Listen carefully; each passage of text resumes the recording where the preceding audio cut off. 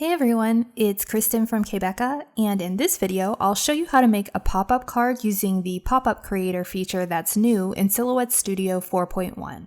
Pop-up cards are so much fun, and this feature makes it easy to turn any cut file into a pop-up element.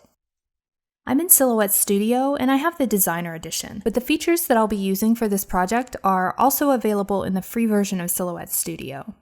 I have my Love Heart cut file open here, and this will become our pop-up element.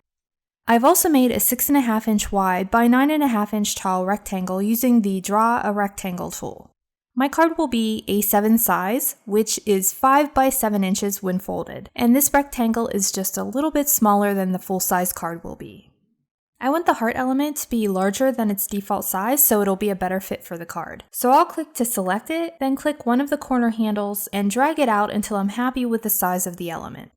This particular design has a lot of cutout areas on the interior, so I want to make a base for the element so people won't be able to see right through it to the base of the card. In order to do this, first I'll press the Controller Command plus C keys on my keyboard to copy the shape, and then I'll press Controller Command plus V to paste the copied shape. Then I'll move the copy off to the side while we make the base shape. To do this, I'll click to select the original shape, and then I'll go over to the right menu and click to open the Modify panel. In the panel, I'll click the Release option under the Compound Paths area to release any compound paths in the shape. And you'll see several boxes pop up around these areas when I do this.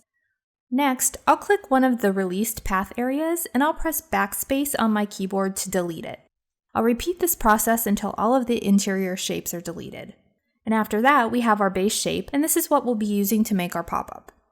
I'll click to select the heart base, and then I'll go over to the right menu and click to open up the pop-up panel. The icon for this looks like a little heart pop-up card.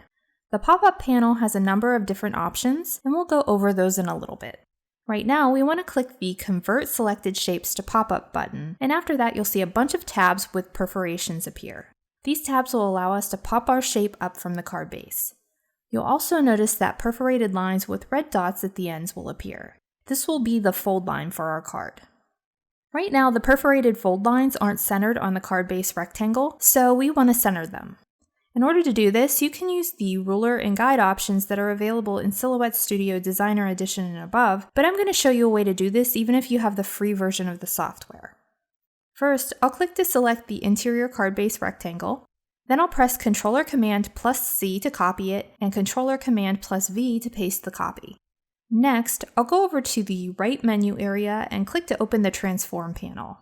I want to resize the rectangle, so I'll click on the diagonal double-sided arrow icon to open the Resize subpanel.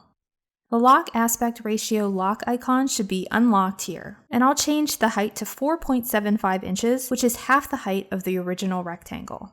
Then I'll click the Apply button to make the change.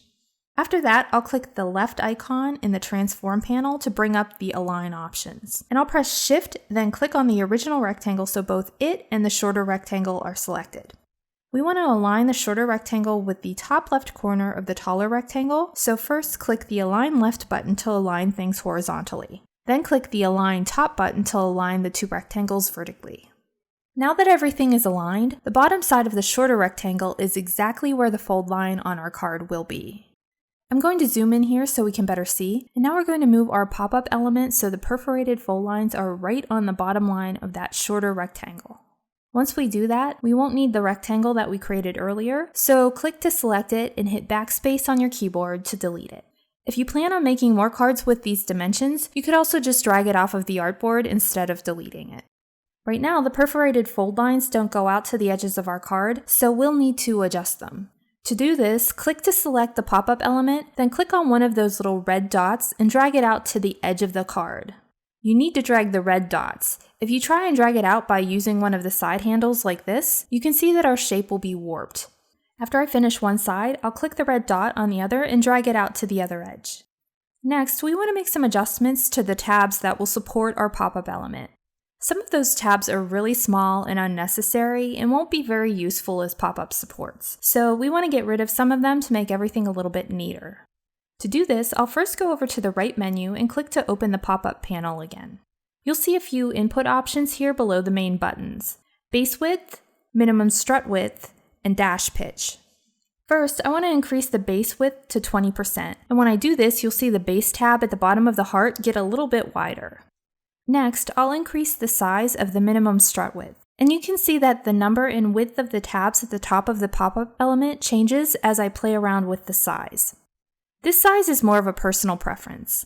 I try to get the minimum amount of tabs necessary, and I want the placement of the tabs to make sense visually as well. But you can have as many tabs as you'd like, so just play around and see what happens as you increase the minimum strut width. I finally decided on a minimum strut width of 0.25 inches, which gave me 2 large tabs centered pretty well over the top curves of the heart. Before cutting, I'll just drag the love heart shape over to make sure that it lines up perfectly over top of the pop-up base. And then I'll click the Send tab from the top right menu and change the cut settings so the silhouette cameo will properly cut my cardstock.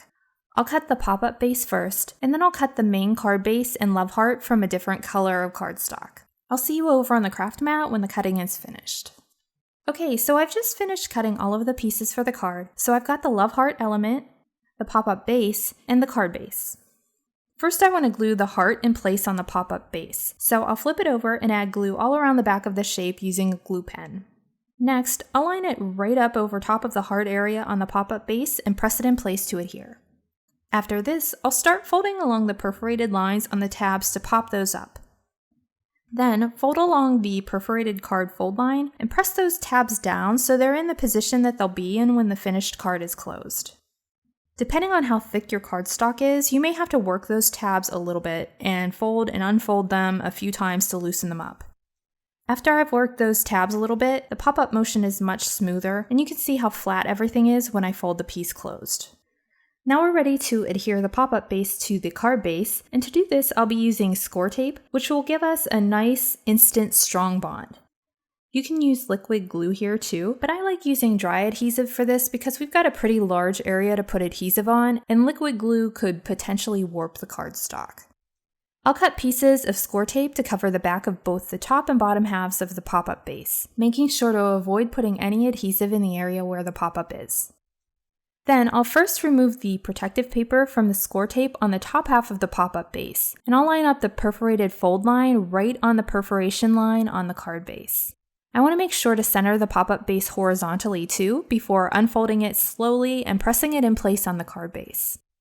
I'll repeat this step for the bottom of the pop-up base, then press it in place on the card base to finish. And there we go. When the card is folded, you can see that it's not too bulky, and when the lucky recipient opens the card, they'll see a pop-up surprise. For finishing touches, you can stamp or write a note in the area below the pop-up, and you can add all sorts of elements and embellishments to decorate the outside of the card too.